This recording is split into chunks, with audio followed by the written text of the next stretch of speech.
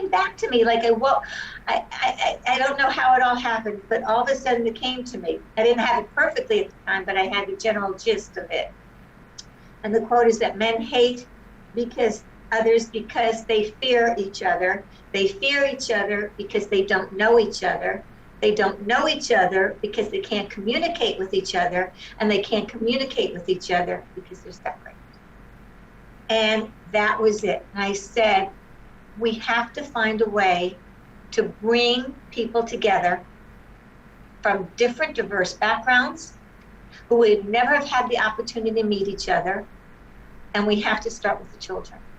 Because I think, there's a book from a song from South Pacific. You've got to be taught to hate and fear. People, do you know that song? People whose eyes are different shade, whatever. And you've got to be taught before it's too late, before you are 6 or 7 or 8, to hate all the people your relatives hate. You have to be carefully taught. So all that came together in the mixture. And I said, look, we have the technology to do this. Yeah. We have Zoom technology. Now, this is before the pandemic, but we have Zoom technology. We can bring kids together. They can talk with each other through Zoom in their own classes. And why not have them start talking about children's books? Teachers use literature in their classes. The teachers can determine together, the teachers who are paired, what books they would like to do. The students can talk among themselves in their own classes, but once every couple of weeks, they could meet with this other population of students and discuss the book, connected to their own lives, their own realities, their own hopes and dreams. Mm-hmm. And so that's what we did. And I started off 2018, 2019, before the pandemic, a year and a half before the pandemic.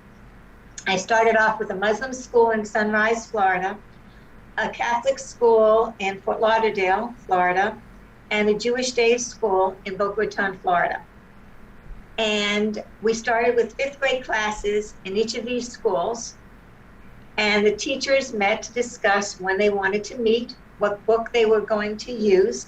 So now they used a book that came with their own, that went along well with their own curriculum. So it wasn't one extra thing that they had to do. It didn't cost anything because they were reading these books anyway.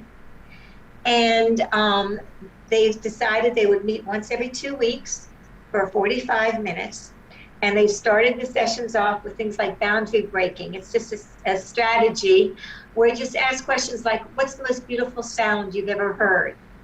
Or if you could go back in time, who is one person you'd like to meet? And each child, they would get the question, and each child in the room would give their answer in both sides. And then at the end of doing a few questions, they would talk about things like, who's one person in the class you'd like to ask another question to? Or who sounded the most like you? Those kind of things, to get to know and get familiar with each other. So we did that the first time, and then every time we met, they did that for 5, 10, 15, about 10 minutes actually before they discussed the book. Right. And little by little, as they discussed the books of literature and made connections to their own lives, they started realizing how much they had in common. And it was really wonderful, the results, and I will share the results with you in a minute. But it was very interesting to see how comfortable they were. And oftentimes, like one person would say, it's our holiday this week, we are celebrating. Mm-hmm. And they would talk about the religion they were celebrating. And then the other school would say, we have religion, we do certain things like that. There were similarities.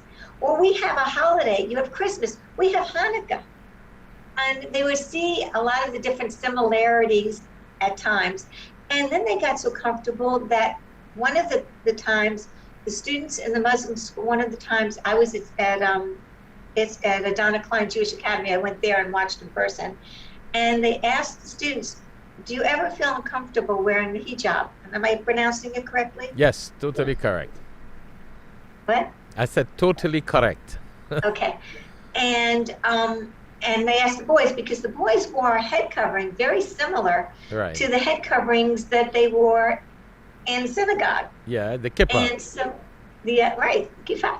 And the girls said, some of them said, sometimes when we go into a store, we feel like people are looking at us and we get uncomfortable, which says a lot. It made me feel very badly, but it was very honest. Mm-hmm. And the boys said, no, it doesn't bother us at all.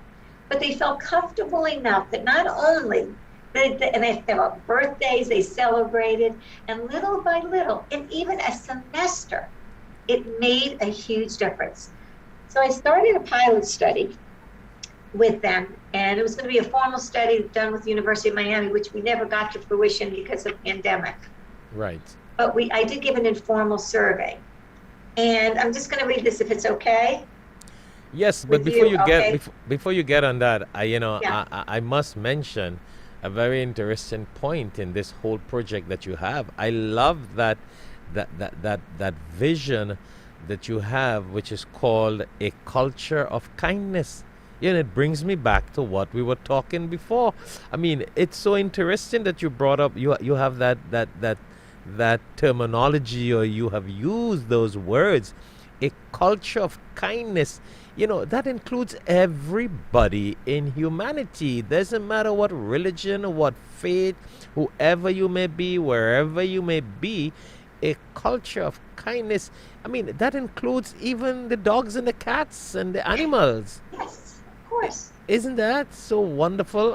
I love that. That's why I told you, Dr. Anita, I am very happy that you have discussed this with me, and I consider it an opportunity to work with you in this project. This is a phenomenal project that is very important and mostly needed in today's time in the world.